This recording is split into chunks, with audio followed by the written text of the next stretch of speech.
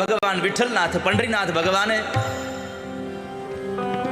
પોતાના ઝરકસી જામાઓને ઉતારી અને કુંભારનો કપડા પહેર્યા છે. માં લક્ષ્મીએ પૂછ્યું, પ્રભુ આ શું છે? તો કહે છે કે દેવી, પંઢરપુરમાં મારો ભક્ત ગોરા કુંભાર, એના બે હાથ કપાઈ ગયા છે, ઠૂઠો થઈને બેઠો છે, ઘરમાં અનાજ નથી, અને મારો ભક્ત દુખી હોય તો હું સુખી કેમ થાવ? મારો ભક્ત જ્યાં સુધી જમે નહીં તો મારે કેમ જમી લેવું? એક પ્રસંગ બહુ સરસ છે, પણ તમે જ્યાં સુધી પ્રસંગ સાંભળ્યો છે ને, એ પ્રસંગ અધૂરો છે, મારે તમને પૂરો કરીને દેવો છે આજે.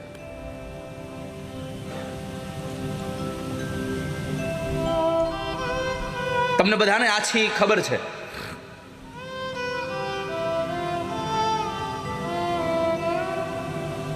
જેમ આપણું મથુરા, ગોકુળ અને એમાં જે વ્રજ છે ને, એમ દક્ષિણનું વ્રજ એટલે પંઢરપુર. ભગવાનના નામનો કેટલો મહિમા છે એની કથા તમને સત્ય ઘટનાનો પ્રસંગ કહું.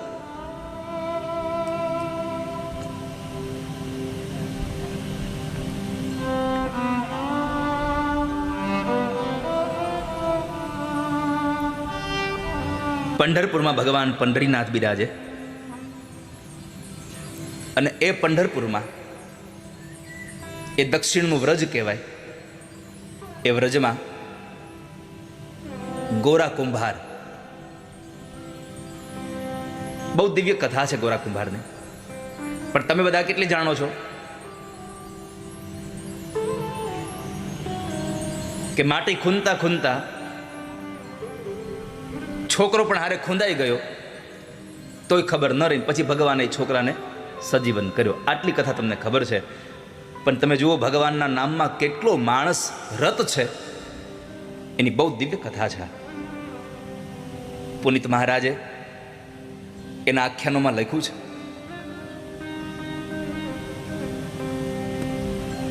પિતા હતા, પોતે પ્રજાપતિ હતા, પોતાના બાપ દાદાનો ધંધો કરે,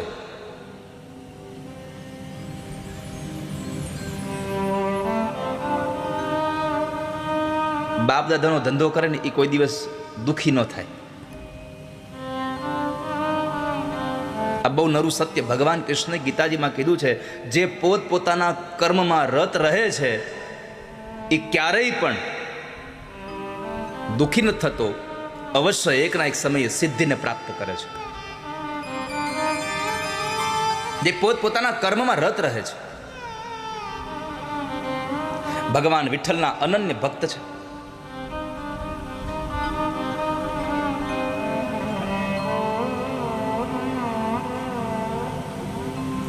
પોતાનું કર્મ કરતા કરતા ભગવાનનું ચિંતન કરતા રહે છે.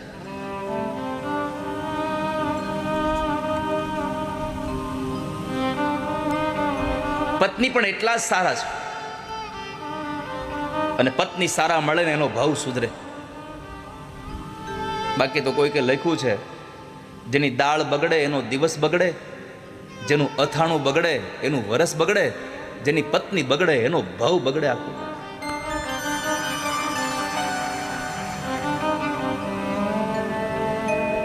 પણ એને સ્વીકારવાની વૃત્તિ હોય તો ભાવ સુધરી જાય. પુનિત મહારાજ લખે છે કે નરસિંહ મહેતાના પત્ની માણેકબાઈ હતા તીખા મરચા જેવા.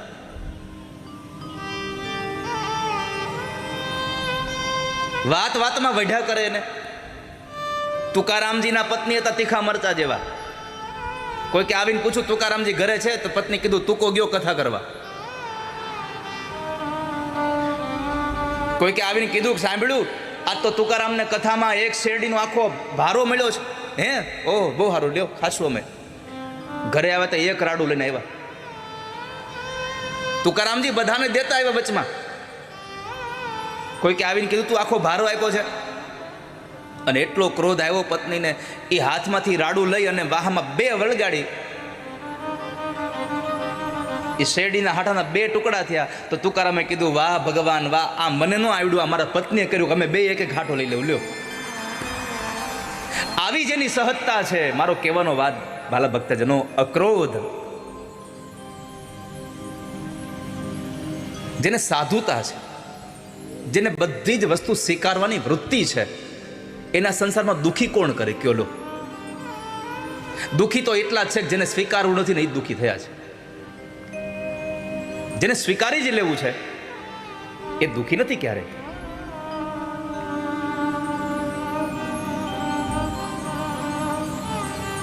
સંસારમાં પોતાના પત્ની સાથે પોતાનું જીવન ચલાવે, એકદમ સરસ રીતે પોતાનું જીવન ચાલે છે, અને ગાડાના બે પૈડા સરખા હોય ને તો જ બળદગાડું હરખું હાલે. નાના મોટું ટાયર હોય તો એ ચાલે નહીં.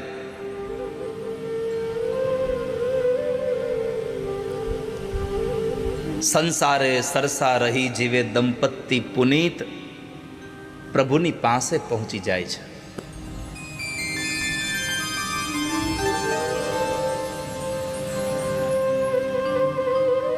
ભગવાનની કૃપાથી એક સંતાન થયું છે બંનેના દાંપત્ય જીવનમાં. પણ પોતાના કામમાં રત એવા ગોરા કુંભાર ગમે તે કામ કરતા હોય પણ મોઢામાંથી ભગવાનનું નામ હોય. અને વાત સાચી છે, કામ કરતા હોય ત્યારે મોઢાને બીજું ક્યાં કામ છે? કે સંજવારી કાઢો, તમે કચરો કાઢો ઘરમાંથી, ત્યારે મોઢાને શું લેવા દેવા છે? તો ત્યાંથી ભગવાનનું નામ લો ને. રોટલી વણો છો તો હાથથી વણો છો, મોઢાને ક્યાંમાં કઈ જરૂર છે? તો ભગવાનનું નામ લ્યો. ભગવાનના નામ સાથે ઘડાયેલી રોટલી તમારા પરિવારના લોકો જમશે ને તો એના વિચારો હારા થઈ જશે. મેં તો ઘણીવાર આપ સૌને પ્રાર્થના કરી છે કે દરેકના રસોડામાં એક સૂત્ર લખેલું હોવું જોઈએ બહેનોએ, પોતાના હાથે. જેટલા લોકો રસોઈ બનાવો છો ને એને બધાને મારી પ્રાર્થના છે કે આજ ઘરે જઈ અને એક કોરા કાગળમાં લાલ અક્ષરે, તમારા પોતાના અક્ષરે, તમને લખતા ન આવડતું હોય તમારા છોકરાઓને કહેજો, અથવા તો તમારા છોકરાના છોકરાને કહેજો, પણ લખી દે એટલું જ લખાવજો કે હું રસોઈ ભગવાનના પ્રસાદ માટે બનાવું છું, ભગવાન માટે રસોઈ બનાવું છું. આવું લખીને તમારા રસોડામાં ચિપકાવી દેજો. જ્યાં તમે ઊભા રહીને રસોઈ કરતા હો, જ્યાં તમે બેસીને રસોઈ કરતા હો, તમે જ્યારે રસોઈ કરો ત્યારે તમારી નજર સામે હોવું જોઈએ કે હું ભગવાન માટે રસોઈ બનાવી રહી છું, હું ભગવાન માટે રસોઈ બનાવી રહું છું. પછી જુઓ તમે ભગવાન માટે રસોઈ બનાવો અને તમારો ભાવ કેવો થશે. એ ભાવથી બનેલી રસોઈ એટલી મીઠી થઈ જશે, કારણ કે ભગવાન માટે છે. માટે આપ સૌને મારી પ્રાર્થના છે, પ્રભુ માટે રસોઈ બનાવીએ છીએ, ઈશ્વર માટે હું થાળ બનાવું છું. બેયનું દાંપત્ય જીવન ચાલતું હતું. દીકરો હતો નાનો એવો, 1 વર્ષનો દીકરો.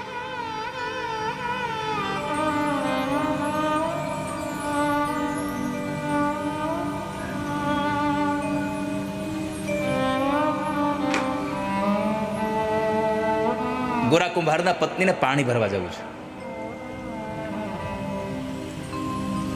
અને જ્યારે પાણી ભરવા જાય ત્યારે પોતાના પતિ બરાબર માટી ખૂંદે છે. વૃક્ષની ડાળ સાથે બાંધેલી એક દોરીને પકડી અને એક પછી એક પગ પછાડતા જાય અને ભગવાનના નામની ધૂન ચાલતી જાય.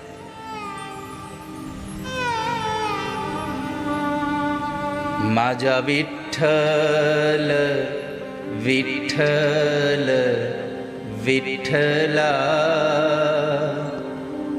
માજા વિઠ્ઠલ પાંડુરંગા. માજા વિઠ્ઠલ વિઠ્ઠલ વિઠ્ઠલા, માજા વિઠ્ઠલ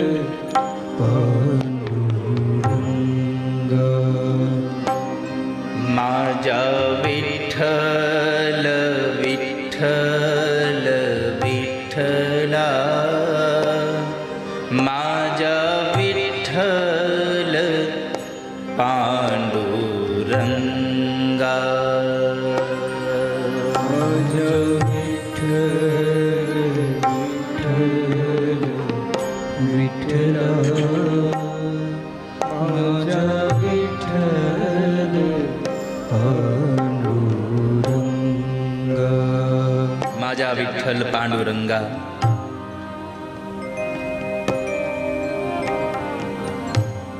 હે મારા વિઠ્ઠલ, હે મારા નાથ, એક પછી એક પગ પડતો જાય છે ગોરા કુંભારનો. પત્નીને પાણી ભરવા જવું તો એટલે પાણી ભરવા જતા પેલા સમય આવીને કહ્યું, સાંભળ્યું, બાળક અંદર સૂતો છે, જરા ધ્યાન રાખજો, સંભાળજો હો તમારાને.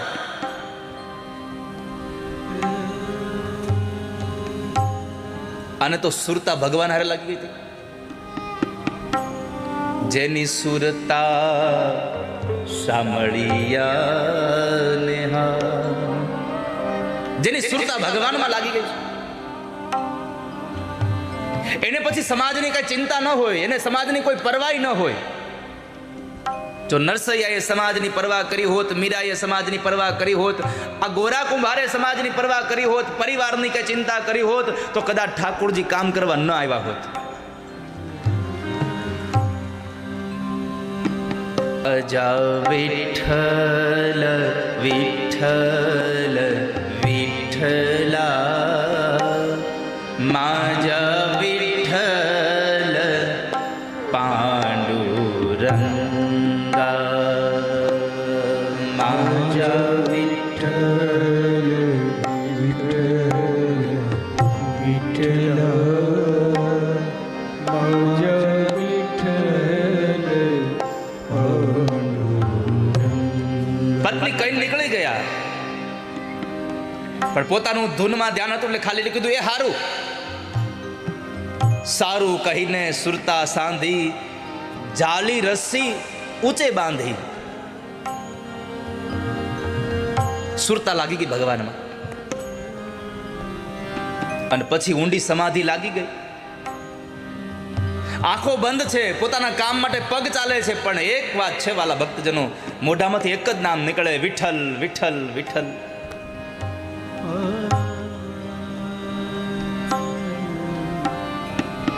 પગના તાલે તાલે સ્મરણ વધ્યું. પત્ની પાણી ભરવા ગઈ. ઘોડિયામાં 1 વર્ષનો બાળક જાગે છે. આંખ ખુલી.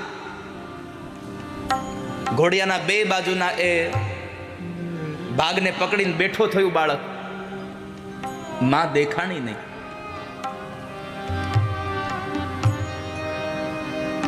બાળક ધીમેકથી નીચે ઉતરી ગયું. ઘરમાં ચારેય બાજુ બાળક ગોતે છે.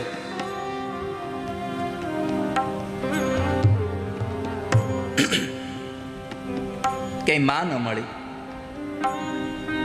બાળક રડતું રડતું ઘરમાંથી ઓસરીમાં આવે ને ઓસરીમાં આવી ત્યાં જોયે તો ફળિયામાં પોતાના બાપને જોયું. બાળકની અભિલાષાઓ વધી ગઈ.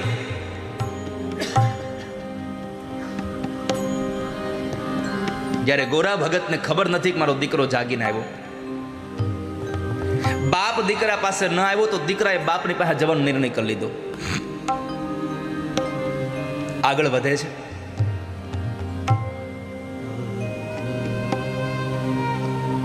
જે જગ્યાએ દીકરાઓ ચાલીને જતો હતો, જ્યાં બાપ પોતે માટી ખૂંદે છે,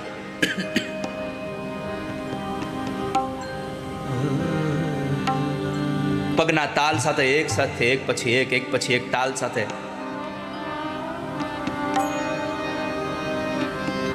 આંખો બંધ છે, 2 હાથે રસ્સી પકડી છે.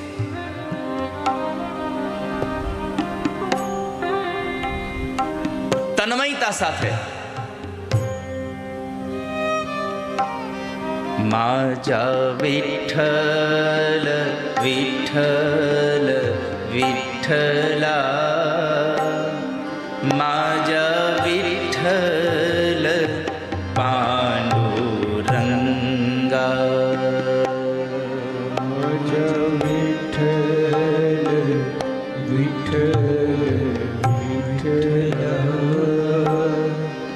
માજા વિઠ્ઠલ પાંડુરંગા. બાળક છેક સુધી પહોંચી ગયું બાપ પાસે. બાળકની કિકિયારીઓનો અવાજ એ ભગતના કાને ન પડ્યો, કારણ કે એ તો ભગવાનમાં લીન.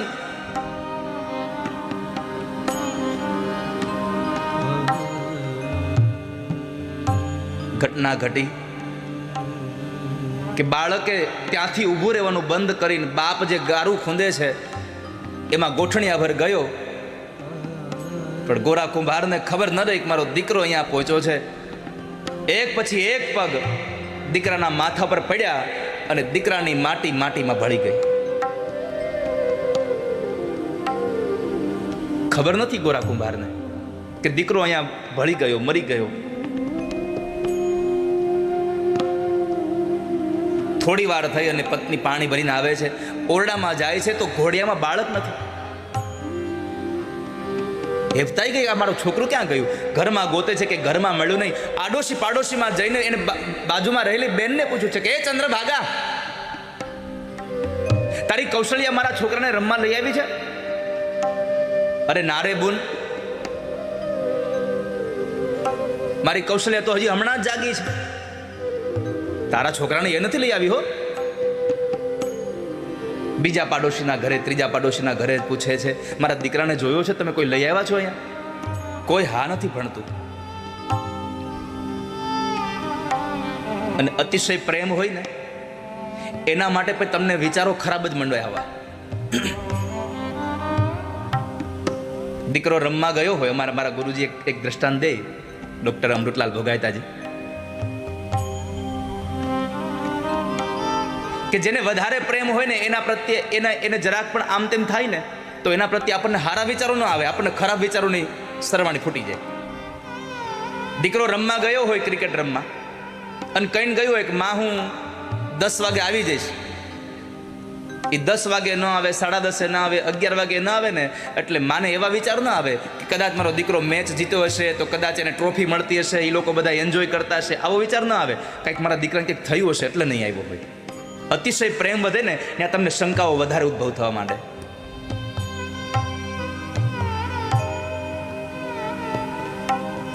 અહીંયા ગોરા કુંભારના પત્નીના મનમાં વિચાર માંડ્યા, મારા દીકરાને કોઈક લઈ તો નહીં ગયું હોય ને. આંખમાંથી અશ્રુની ધારાઓ વહે છે. આમ જોવા જાવ તો સંતાનો વિશે જ્યારે માં રડે ને ત્યારે એ આંસુને આપણે શબ્દમાં ક્યારેય વર્ણવી ન શકીએ. એ અકથ્ય છે. એને વાંચવું, એને ખાલી તમે એને અનુભવી શકો.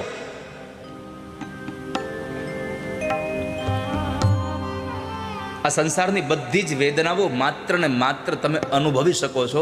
વેદનાને તમે ક્યારેય વાંચી ન શકો. આપણને કોઈ ગુમડું થયું હોય ને કોઈ પૂછે કે કેમ છે તો કે દુખે છે.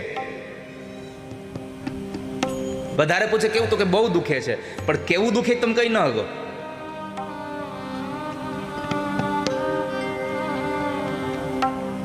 અકથ્ય વર્ણન હતું આ. ગોરા કુંભારના પત્ની રડે છે. બધાને પૂછતા પૂછતા આવી એટલેમાં એક ડોશીમાં હતા. એણે પૂછ્યું કે તું ઈ તો કે તે કોને આપીને ગઈ હતી, કોને કહેવાનું કહીને ગઈ હતી ધ્યાન રાખવાનું? તો કે હું એમને કહીને ગઈ હતી. એમનો અર્થ છે ગોરા કુંભારને, કારણ કે પહેલાના સમયમાં નામ નહોતા લેવાતા. અને હવે તુકારા સિવાય બોલાવાતું નથી.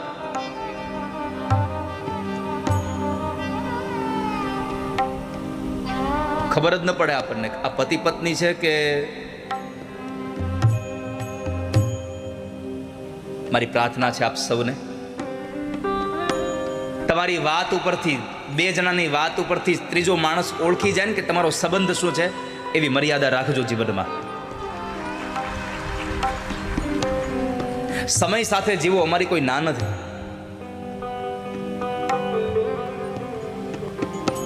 પણ ત્રીજો માણસ તમારા સંબંધને ઓળખી શકોમાં થાપ ખાઈ જાય એવી તો વાણી ન ઉચ્ચારો. પહેલાની માતાઓ પોતાના પતિના નામ નહોતી લેતી કોઈ દિવસ, અને આજે તુકારા સિવાય બોલાવતી નથી. મેં એમને કામ સોંપ્યું હતું તો બેન એની પાસે જા ને, અહીંયા શું કામ આવ્યું છે એને જ પૂછ જા.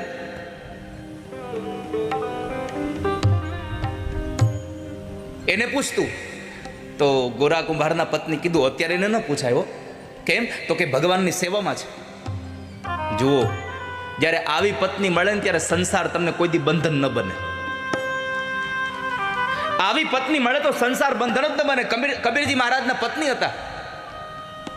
કોઈએ કબીરને પૂછ્યું કે કબીર તમે ઘરમાં રહીને ભગવાનને ભજો છો? અમે તો સાંભળ્યું છે ભગવાનને મેળવવા હોય તો તમારે જંગલમાં જવું પડે, આ પત્ની આ સંતાનો આ બધું ન હાલે. કબીરજીએ કહ્યું કે ભાઈ ઘરમાં રહીને ભગવાનને ભજી શકું છું એનું મૂળ કારણ એ છે કે મારી પત્ની મને અનુકૂળ છે. હું જે કામ કરું ને એમાં કોઈ દિવસ મારી પત્ની બાધક નથી બનતી. આ ગોરા કુંભારના પત્ની કીધું કે અત્યારે ન બોલાવે હોય માં એને. કેમ? અત્યારે ભગવાનના સ્મરણમાં છે, મારે એને અત્યારે વિક્ષેપ ન કરાય. હવે તમે કલ્પના કરો, આ ગોરા કુંભારના પત્ની હતા એટલે એને કહ્યું કે મારા પતિ અત્યારે ભગવાનના નામમાં છે એટલે મારે એને ન કાંઈ પૂછાય. બીજી હોય તો મૂકો તમારું આ ભગવાનનું નામ, આ છોકરો નથી જડતો, મારે એને ન પૂછાય.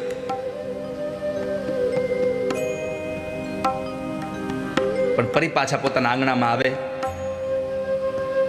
ઓસરીના કોરે બેઠી છે, રડે છે એ પત્ની. અને ત્યાં બરાબર જોત જોતામાં આમ નજર પડી, ઓ માટીના એ ગારાના ખામણામાં દીકરાના નાના નાના હાડકાઓ જોયા છે.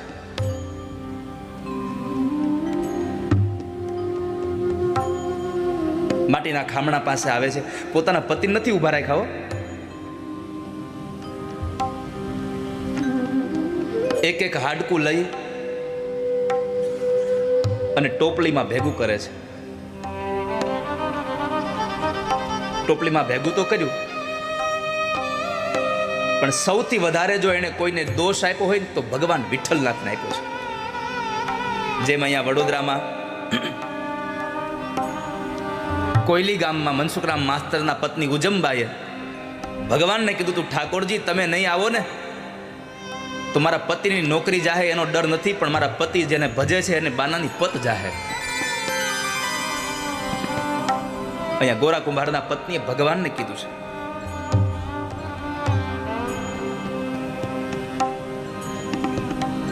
કે તમે આવા નીકળ્યા, વગોવ્યું નામ તે તારું, ગુમાવ્યું બાળ મેં મારું, કરોડો સૂર્ય જેવો તું, છતાંય આજ અંધારું મારે. પતિ પાગલ બન્યો તુજમાં, બનો પાગલ તું આજ. સમજ ઓ વિઠલા આજે બને બદનામ તું સાથે. તું કોઈનો થયો નથી, તું કોઈનો થયો નથી, અને અમને ખબર છે તું કોઈનો થવાનોય નથી. ગોરા કુંભારના પત્ની કહે છે, સાગર દયાનો તું કહાવે, ક્યાં ગઈ તે તારી દયા. કા તો દયા સુકા ગઈ અને કા પ્રભુ તું અહીંથી વયો ગયો. આંખમાં અશ્રુની ધારાઓ સાથે વિઠ્ઠલનાથ ભગવાનને ન બોલવાના શબ્દો બોલે છે.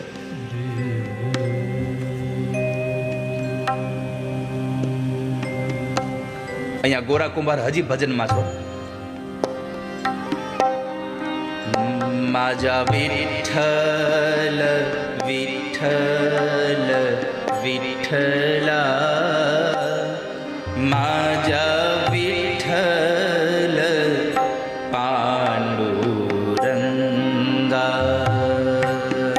માજા ગાય ભાવ છે વિઠ્ઠલ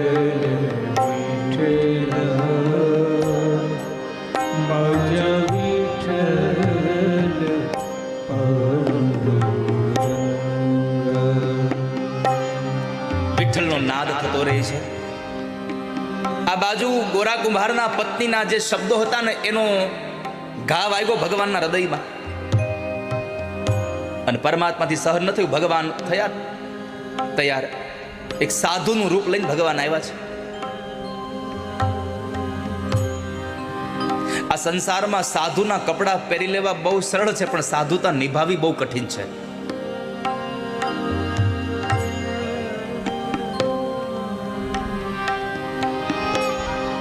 ભગવાન સાધુ બનીને આવ્યા છે. આવીને આંગણે ભિક્ષાની ટહેલ નાખી, ભિક્ષામ દેહી. ગોરા કુંભારના પત્ની દીકરાના હાડકાઓની ટોપલી લઈ રડતી હતી. સાધુને જોયા પોતાની આંખો લૂછી નાખી. બાપજીને પ્રાર્થના કરીને કીધું, બાપજી ક્ષમા કરજો, આજે હું મારા હાથે તમને કંઈ દાન નહીં આપી શકું, કારણ કે હું સ્ત્રી ધર્મમાં છું. એક કામ કરો, મારા રસોડામાં જઈને તમારે જેવી સામગ્રી બનાવી હોય તમારા હાથે બનાવીને તમે જમી લો.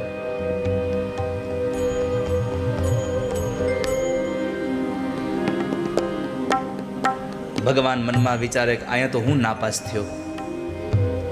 આ જગ્યાએ તમે વિચારો તો આ જગ્યાએ કોઈ બીજી સ્ત્રી હોત તો શું કહેત?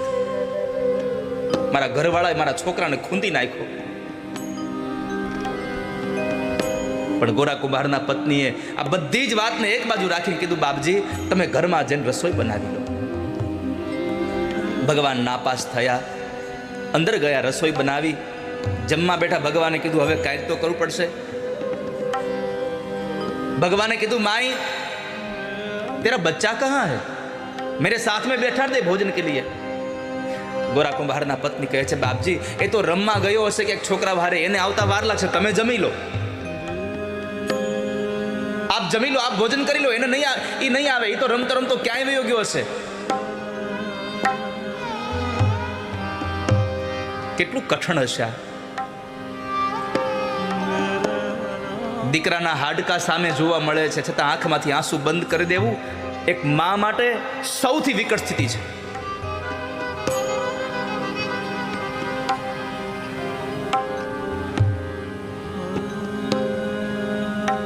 ભગવાને કીધું કે તારો બાળક નહીં આવે તો હું જમીશ નહીં.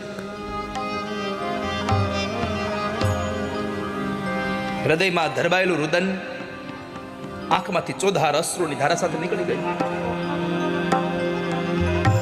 ચોધાર અશ્રુની ધારા નીકળી.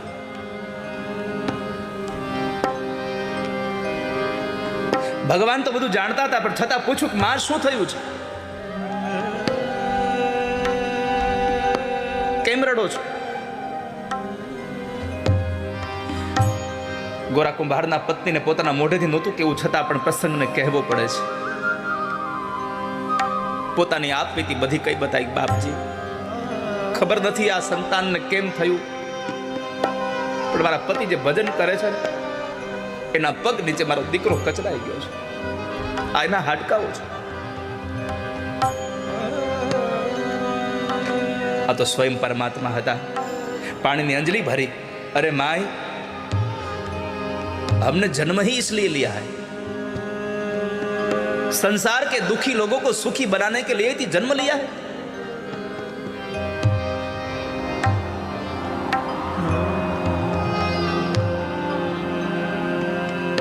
सरोवर तरोवर संत जन, चौथाई बरसे मेघ, परमारथ ने कारणे आ चारो दरिया दे.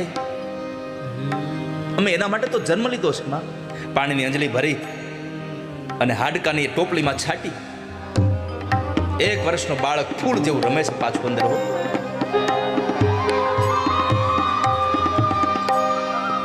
બાળકને પોતાની છાતીએ લગાડ્યું છે, માં ચુંબન કરે છે.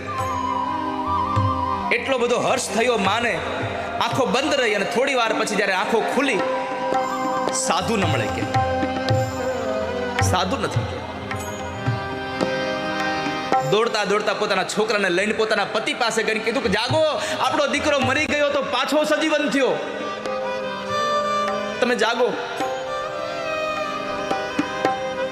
2-4 વખત અવાજ કર્યો ને કાન ચમકા, દીકરો મરી ગયો ને જાગ્યો, પાછો જીવતો થયો. ગોરા કુંભારે આંખ ખોલી છે. આ શું બોલે, તું મરી ગયો ને જીવતો થયો? હા, પત્નીએ પોતાના પતિ દ્વારા જે થયું તું આખી કહાની કઈ બતાવી.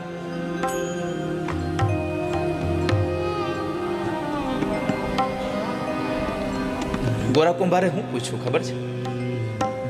પત્ની કીધું ને મેં વિઠ્ઠલનાથને આવું બધું કહ્યું, ત્યારે ગોરા કુંભારે એના પત્નીને પૂછ્યું, તે મારા વિઠ્ઠલને તો કાંઈ નથી કીધું ને,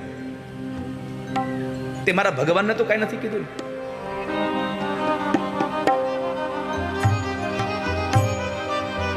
પત્ની કીધું કે જે સંભળાવાતું હતું ને બધું સંભળાવી દીધું છે, કાંઈ બાકી નથી રાખ્યું, તૈયાર થયું છે.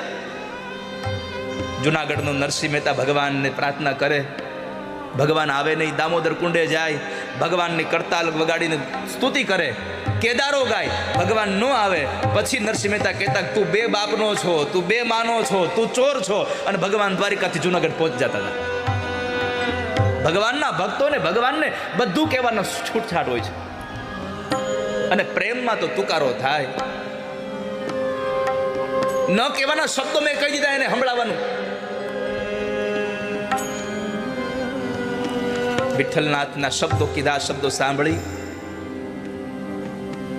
અને ગોરા કુંભારે કીધું કે એક નાના એવા બાળક માટે તે મારા વિઠ્ઠલને આટલું બધું કહી દીધું? તું મારી પત્નીને લાયક નથી, આજથી તું મારી માં છો. ગોરા કુંભારે પોતાના પત્નીને માનું સંબોધન કરી દીધું. ખાલી સંબોધન કર્યું એટલું નહીં વાલા ભક્તજનો, પોતાની પત્નીએ પણ માની લીધું કે એને મને માં કીધી છે તો હવે એની હારે હું માં તરીકે જ રહીશ. પતિ પત્ની બે એક ઘરમાં રહ્યા, પણ સંબંધ માં બાપનો. કામ કરે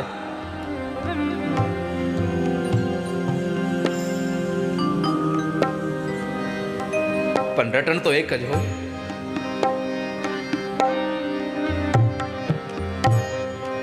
ભગવાનના નામ સિવાય કશું સ્મરણ નહીં.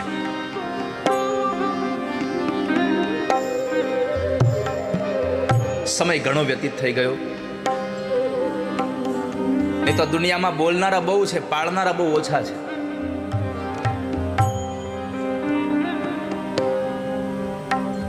પણ દુનિયાનો એક સૂત્ર યાદ રાખજો, જે બોલે ને એ બહુ કરે નહીં, અને કરે એ કોઈ દી બહુ ઓછું બોલે.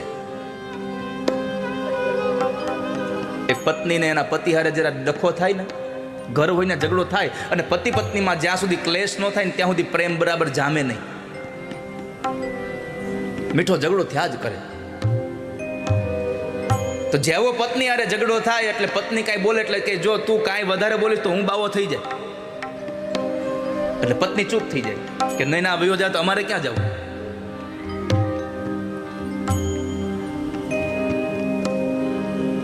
આવું ઘણા જ વર્ષો સુધી ચાલ્યું. એક જ વાત, હું બાવો થઈ જાય. તે પડોશમાં બરાબર બધી બહેનો બેઠા હતા ને પત્ની કીધું કે સાંભળ્યું મારા પતિ મને વારા ઘડી એવું જ કે બાંધી એટલે કે હું બાવો થઈ જાય, એટલે હું તો પછી ચૂપ થઈ જાઉં, કઈ બોલું જ નહીં.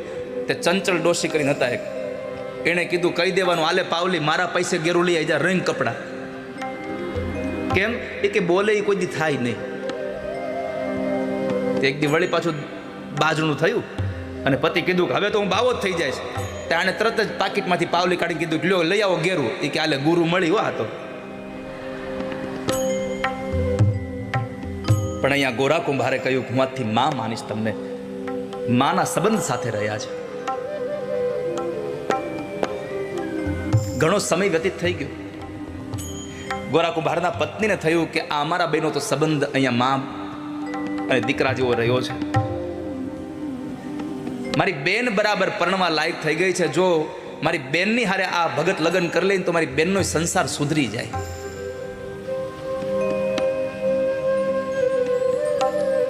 મારી બેનનો સંસાર સુધરે એટલે એણે પોતાના બાને વાત કરી. એટલે એણે કીધું કે હા, ભગત જેવો પતિ મળતો હોય તો આપણે દેવી જ છે. અને ભગતને કીધું, ભગતે કાંઈ ના પાડી નહીં. પરણવા ગયા, લગ્ન વિધિ થઈ, વિદાયનો સમય આવ્યો એટલે સાસુમાએ કીધું કે જેમ મોટી દીકરીને રાખી એમ નાનીને રાખજો.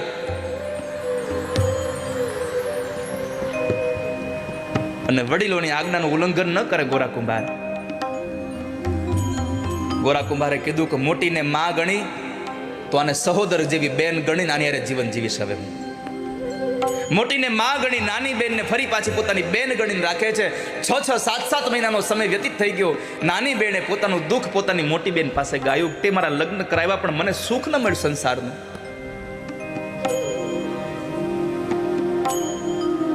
મોટી બેને યુક્તિ કરી, નાની બેનને 16 શણગાર સજાવી અને ગોરા કુંભારનો જે શયન કક્ષ હતો, જે ખંડ હતો, એમાં રાત્રિના સમયે સુવા માટે મોકલી દીધી. ગોરા કુંભાર સૂતા છે, બાજુમાં 16 શણગાર સજીને એની જે પત્ની છે એની નાની બેન સૂતી છે, જેની હારે લગ્ન કર્યા બીજા. અને ઊંઘમાં બરાબર પડખું ફર્યા અને એનો હાથ એ સ્ત્રીને સ્પર્શ થયો.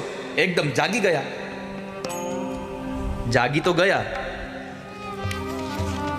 પણ પોતાના હાથ સામું જોયું અને ગોરા કુંભાર એટલું બોલ્યા છે કે વસે છે ઘરમાં અહીં શત્રુ અને સંતાપ આપે છે. વસે છે ઘરમાં અહીં શત્રુ અને સંતાપ આપે છે. કહેવાય છે મારા છતાંય મને થાપ આપે છે. આ હાથ એને મને થાપ આપ્યો, એને પાપ કરાયું. આ સંસારમાં વિઠ્ઠલ સિવાય કોઈ મારું નથી.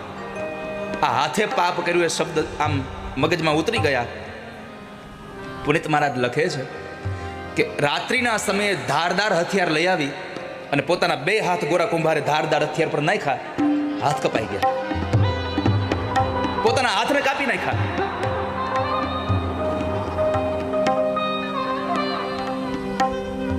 નવી આવેલી પત્ની જોઈ ગઈ, તરત પોતાની મોટી બેનને જગાડ્યા, જલ્દી કરો, આ બહુ ખોટું થઈ ગયું છે. મોટી બેન આવે, જુએ છે હાથ કપાઈ ગયેલા, લોહીની ધારાઓ થાય છે, પાટાપિંડી કર્યા છે. પોતાની નાની બેનને કીધું, બેન સાચું કહું, હવે આને છંછેડવા જેવો નથી. હવે છંછેડશો તો પ્રાણ આપી દેશે. હાથ કપાઈ ગયા. ઘટના તો હવે ઘટે છે વાલા ભક્તજનો. હાથ વગર પોતાના કોણ એ હવે માટલાઓને ઘડે? બાપ દાદાનો ધંધો ઠપ થઈ ગયો. બે હાથના એ ઠૂઠા હાથ ઉપર પાટાઓ બાંધી ઘરના ઓટલે બેસી. આ દુનિયામાં જે ભગવાનના ભક્ત હોય ને એને કોઈ ચિંતા ન હોય. ઘરના ઓટલે બેસી અને એક જ વાત, માજા વિઠ્ઠલ વિઠ્ઠલ વિઠ્ઠલા, માજા વિઠ્ઠલ પાંડુરંગા, માજા વિઠ્ઠલ વિઠ્ઠલ વિઠ્ઠલા, માજા વિઠ્ઠલ પાંડુરંગા. ઓ માજા વિઠ્ઠલ વિઠ્ઠલ વિઠ્ઠલા, માજા વિઠ્ઠલ પાંડુરંગા. માજા વિઠ્ઠલ વિઠ્ઠલ વિઠ્ઠલા, માજા વિઠ્ઠલ પાંડુરંગા. ત્યારે ભગવાનનું ભજન કરતા હતા. હવે તો ઘરમાં એક મુઠ્ઠી અનાજ નથી. શું કરીએ? પણ ભગવાન હારે સુરતા બંધાઈ ગઈ. એક વખતના સમયે ઠાકોરજી ભગવાન વિઠ્ઠલનાથ પંડરીનાથ ભગવાને પોતાના ઝરકસી જામાઓને ઉતારી અને કુંભારનો કપડા પહેર્યા છે. માં લક્ષ્મીએ પૂછ્યું, પ્રભુ આ શું છે? તો કહે છે કે દેવી, પંઢરપુરમાં મારો ભક્ત ગોરા કુંભાર, એના બે હાથ કપાઈ ગયા છે, ઠૂઠો થઈને બેઠો છે, ઘરમાં અનાજ નથી, અને મારો ભક્ત દુખી હોય તો હું સુખી કેમ થાવ? મારો ભક્ત જ્યાં સુધી જમે નહીં તો મારે કેમ જમી લેવું? ભગવાન કહે છે, મારા ભક્તના દુઃખમાં હું દુખી થાઉં છું અને મારા ભક્તના સુખમાં હું સુખી થાઉં છું.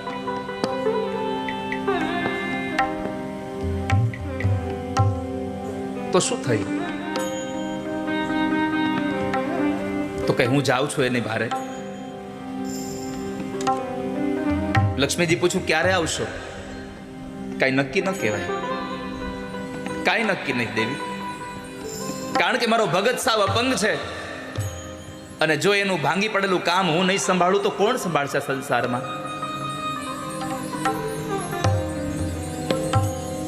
લક્ષ્મીજી કે, તો તમારા વગર હું અહીં એકલી શું કરીશ?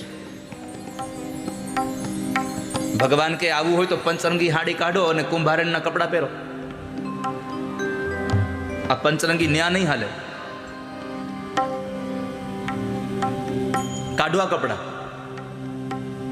ભગવાને કુંભારના કપડા પહેર્યા, લક્ષ્મીજીને કુંભારણના કપડા પહેરાવ્યા, અને પોતે જે ગરુડ ઉપર બેસતા હતા ને એ ગરુડને ગધેડો બનાવ્યો.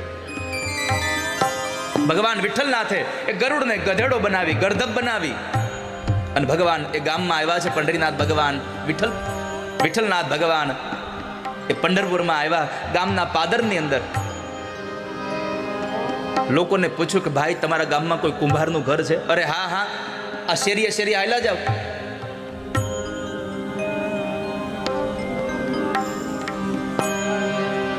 એટલે અમારા ગામના ગોરા કુંભારનું ઘર આવશે. પણ ગોરા કુંભારનું ઘર છે એની ખબર કેમ પડે? કોણ ગોરા કુંભાર? તો કહે છે કે જેના હાથ કપાઈ ગયેલા, જેના ઠૂઠા હાથ છે એ ગોરા કુંભાર છે. જાઓ તમે. ભગવાન તો લક્ષ્મીજીને સાથે લઈને આવ્યા છે. આવીને ઓટલા ઉપર બેઠા બેઠા જે ભગવાનનું ભજન કરે, જેનું ભગવાનમાં ધ્યાન હતું એનું ધ્યાન ભંગ કરી અને ભગવાન પોતે કુંભારના રૂપમાં ગોરા કુંભારને કહે છે, જય વિઠ્ઠલ ભાઈ, જય વિઠ્ઠલ. એ ભગત, આમ જોવો ને તો ગામના કુંભારને લોકો ભગત કહીને બોલાવે. ભગત જય વિઠ્ઠલ. આંખ ખોલી ભાઈ, જય વિઠ્ઠલ, જય વિઠ્ઠલ. ક્યાં રહેવું બાપલા? ભગવાન કહે છે, અમારે તો ક્યાંય રહેવાનું ઠેકાણું નથી. અમે તો ચાલતા ચાલતા તમારી પાસે આવ્યા છીએ. અમારામાં દુષ્કાળ પડ્યો છે પ્રદેશમાં, ધંધા પાણી કાંઈ છે નહીં, ખાવા પીવાનું કાંઈ મળતું નથી. અમે તમારી પાસે આવ્યા છીએ, તમે નોકરી રાખી લો ને. અમે તમારી ત્યાં નોકરી કરવા આવ્યા છીએ, રાખશો અમને? ગોરા કુંભાર કહે છે, ભાઈ બાપલા, મારા ઘરમાં અનાજ નથી, હું શું તમને નોકરી રાખું? મારે તો હાથે નથી, હું તો કામ જ કરી. અરે અમારે પગાર બગાર ન જોઈતો, અમારે કઈ.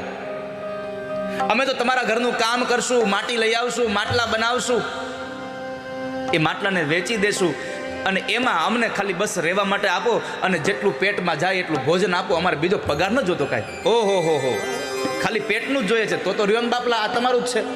એક પડાળવાળું ઘર હતું, એમાં એને ઉતારો આપી દો, લ્યો જાવ રહ્યો. અને બીજા દિવસે ઠાકોરજીએ કામ ચાલુ કર્યું. 5 દિવસમાં આખો નિભાણો ભરી દીધો. હવે ઠાકોરજી માટલા ઘડે તેને વાર શું લાગે? શું વાર લાગે? આખો નિભાણો ભર્યો અને એવા માટલા બનાવ્યા, મેડી ઉપરથી મૂકો તોય ફૂટે નહીં. કારણ કે આ તો ભગવાનનું બનાવેલું માટલું હતું, એ થોડું કાંઈ જેવું તેવું કાચું હોય. આ તો પાકું માટલું.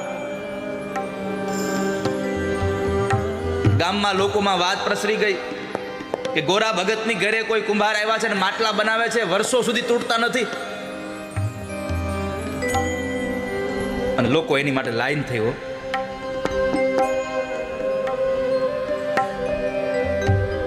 પૈસાની ટંકશાળ થઈ ચાલુ. જેના ઘરમાં લક્ષ્મીજી કામ કરીને પૈસા ન હોય એવું બને. ગોરા ભગતને આનંદ થઈ ગયો. એમાં બરાબર ગોરા ભગતના ગુરુ નામદેવ એ આવે છે. નામદેવ ભગત મંદિરમાં ગયા. વિઠ્ઠલનાથ ભગવાનની મૂર્તિ નિસ્તેજ દેખાતી હતી. ધ્યાન ધરીને જોયું, પ્રભુ ક્યાં ગયા? ઓહો, તે તો ખબર પડી કે પ્રભુ તો અહીંયા ગયા છે. નામદેવ ભગત ગોરા કુંભારના ઘરે આવે છે. આવીને પૂછ્યું કે ભગત, તારા ઘરે જે કામ કરે છે ક્યાં છે? અરે બાપજી, તો સવારમાં માટી ખોદવા માટે ગયા છે. તો ગોરા, તું એને ઓળખે છે? અરે બાપજી, મારા ઘરે કામ કરવા આવ્યા, એના પ્રદેશમાં દુષ્કાળ પડ્યો એટલે મારા ઘરે કામ કરવા આવ્યા. એ માટી ખોદે, માટલા બનાવે, પૈસા આવે, એમાં એ થોડુંક જમે, થોડુંક અમે જમીએ છીએ. બીજું એને કઈ ઓળખતો નથી કઈ. વખાના માર્યા, મારા ઘરે આવ્યા છે. તો નામદેવ મહારાજ કહે છે, ગોરા, તમને ખબર નથી, એ બીજો કોઈ નથી, આપણો વિઠ્ઠલનાથ ભગવાન છે પોતે. તારા ઘરે કામ કરવા આવ્યા છે. ભગવાન આવ્યા છે. આ શબ્દો સાંભળ્યા, ગોરા કુંભારની આંખમાંથી અશ્રુની ધારા વહી ગઈ. મેં મારા ભગવાન પાસે માટી ખોદાવડાવી, મેં એની પાસે માટલા બનાવડાવ્યા.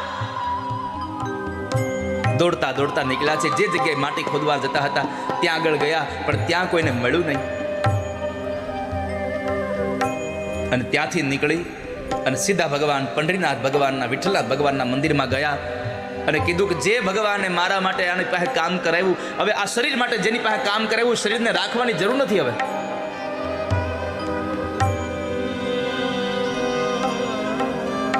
માજા વિઠ્ઠલ વિઠ્ઠલ વિઠ્ઠલા, માજા વિઠ્ઠલ પાંડુરંગા, માજા વિઠ્ઠલ વિઠ્ઠલ વિઠ્ઠલ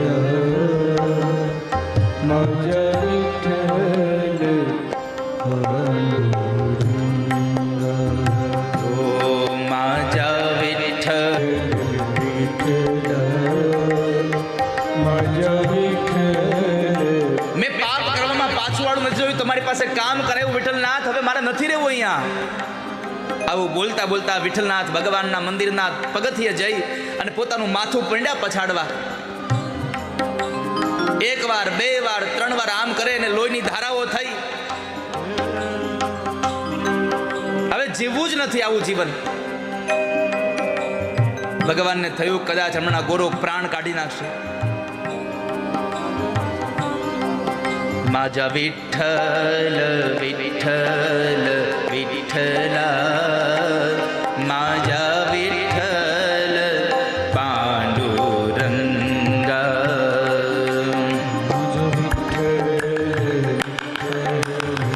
લાગી જાઓ. આ માજા વિઠ્ઠલ, માજાનો અર્થ છે મારા. મરાઠી શબ્દ છે માજા. ભગવાન આપણો છે. માજા વિઠ્ઠલ વિઠ્ઠલ વિઠ્ઠલ. ગોરા કુંભારે વિઠ્ઠલ વિઠ્ઠલનો નાદ કર્યો તો, અને એવા સમયે ભગવાન પંઢરીનાથ ભગવાન વિઠ્ઠલનાથ પંઢરપુરના મંદિરમાંથી પોતાની મૂર્તિમાંથી ભગવાન પ્રગટ થયા અને વિઠ્ઠલનાથ પોતાના હાથથી ગોરા કુંભારને ઊભો કરે છે. ગોરા ઊભો થા ભગત.